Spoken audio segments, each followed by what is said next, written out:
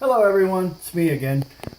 Just like we did with the TX3 budget box that we have for sale at www.usandroidtv.com, I wanted to show you our economy box, and this thing is really a monster. This thing is absolutely fabulous as far as an Android TV box, but more importantly, what you get from us if you buy from us. So I'm going to take one out of the box and show you what you get.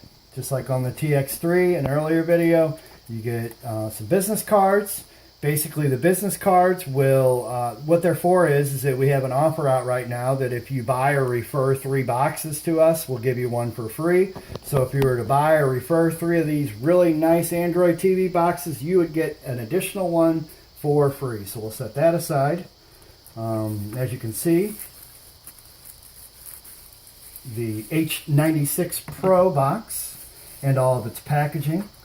It does come with the factory remote just like the TX3. It does come with an HDMI cable, and it does come with a power supply, which are below here, but we don't need to look at those because, like I said in the previous video, we are going to mail this particular box out when somebody orders it, and I want to keep it as sealed and new as possible. So back to our old configuration, my old HDMI cable, my old power supply. They're pretty much universal on all the Android TV boxes. Again, you guys know I like to hook up with an Ethernet connection as my modem and my router right here, but I know most people don't, so we'll exclude that. So basically, right out of the box, you're going to get this. It's going to have packaging. You're going to open your packaging. You're going to get this box. You're going to open this box to get this box. A lot of boxes. And you're going to hook it up. So you've got your HDMI cable. We've already ran the HDMI cable up to the TV and assigned it to an HDMI port. And you are going to plug it in. From there, you're going to see a boot up screen. I realized my TV was off, so we may not even see the boot up screen. But it is the S912 processor Octacore. That makes the big difference. There's that infamous boot up screen that I love so much. I think it's really professional and really well done. And it's, in my opinion, it's the absolute best. But again, we missed the boot up on the CPU, which again is an S912 processor, an octa-core, which is basically double a Fire Stick, double a Chromecast, double even our own budget boxes. And I'll explain why probably in part 2 of this video when we actually get into Kodi. So as you power it up, you can kind of see the home screen is a lot different. One thing I especially like is you've got a really quick big icon for Kodi. So when you're ready to watch that, you can launch it. But first things first, as with our budget box, as with a Fire Stick, Chromecast, or anything else, you have to hook your box up to your internet. So we'll do that. Let me go back a step because I didn't clarify. When you boot up the box, it starts out on Kodi, but before we do that, we have to hook it up to the internet. So we scroll simply over using our directional arrows to the Settings tab, and we single click it one time. First thing, just like on the budget box, and as I explained, if you have a tablet, a Chromebook, a smartphone, these are very similar looking because it's all on an Android platform. So we click Network. And as we can see, the Wi-Fi is not connected, just like it was on the budget as well. It says please turn on Wi-Fi in the instruction manual that we supply, which we do supply a very detailed, user-friendly instruction manual. You're going to scroll down to the Wi-Fi device, which is highlighted. It says off. You click it. It is now highlighted on. You want to turn that on, so you click that. The Wi-Fi device will soon say Wi-Fi device on, and it is scanning for networks.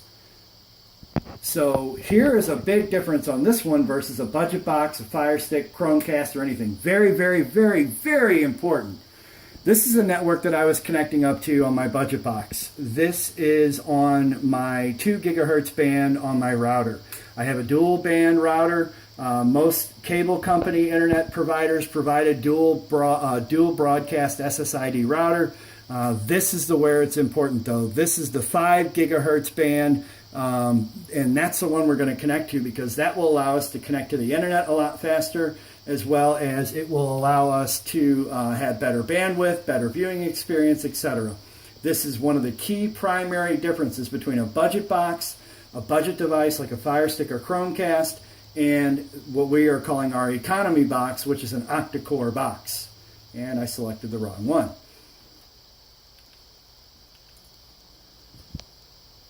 Well, apparently I am already hooked into this network.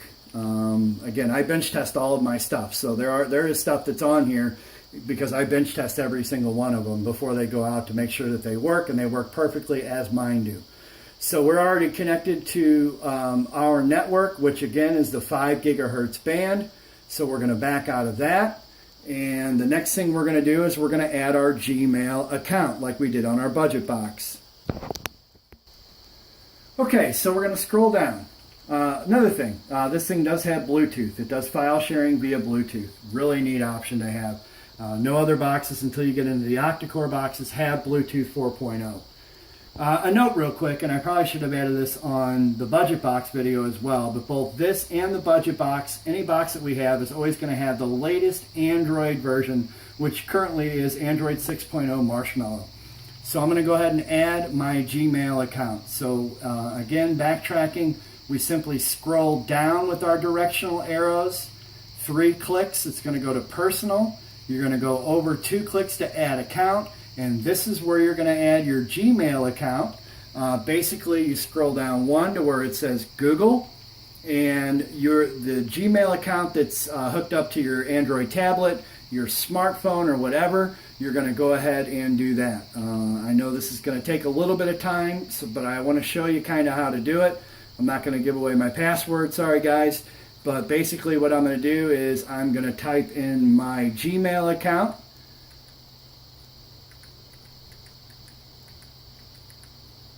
I'm simply going to go over to that aqua-colored arrow. I'm going to click Next. There you'll see either your initial, you'll see your profile picture, or whatever you have with your Google Plus account, and it's going to ask you to put in your password. I have a long password, so I'm going to pause the video and I will be right back. So I've entered in my password, and now again I'm in mouse mode, but you can do cursor mode or whatever. The most important thing is that you scroll over or get to this aqua-colored arrow, and now it's going to validate the account. You have to agree to their terms of service.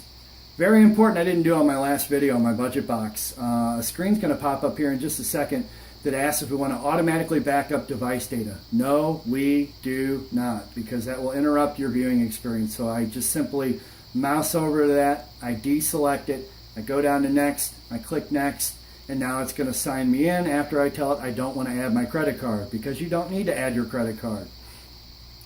That kind of happens where it says Google has stopped, but it doesn't do anything.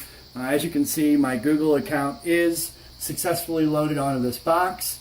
Along with the budget box we did too, we're going to go into this again, which is very important, and we are going to go into Choose Synced Apps. Very important that you do this. Again, with these larger boxes, there's more options. Okay, so our app data, we don't want any of this stuff to sync with our Google account that interfaces with our tablets, our phones, our Chromebooks, whatever. So you simply scroll through each one and click it once. App data, no longer going to sync. Calendar, no longer going to sync. Contacts, no longer going to sync. Gmail, no longer going to sync. People details, no longer going to sync. I just simply scroll down, click it, and it disables it. So I can hit the back arrow, I can hit the home arrow, whatever I want to do, everything's done. So now you can see we are connected on the internet via Wi-Fi. We already know that we connected our Gmail account, and we desynced everything so that we don't get interrupted when we watch our shows. So basically from there, there's a couple options I'm going to show you, and then I'm going to end the video. I'm going to just touch on them lightly. The apps, the browser, the video, you have a lot of different options. On a previous video that I have under the H96 brand, I show you where I've loaded Pandora, Spotify, YouTube for music. We have for different options, we have Kodi, we have a Clean Master, which makes your box more efficient.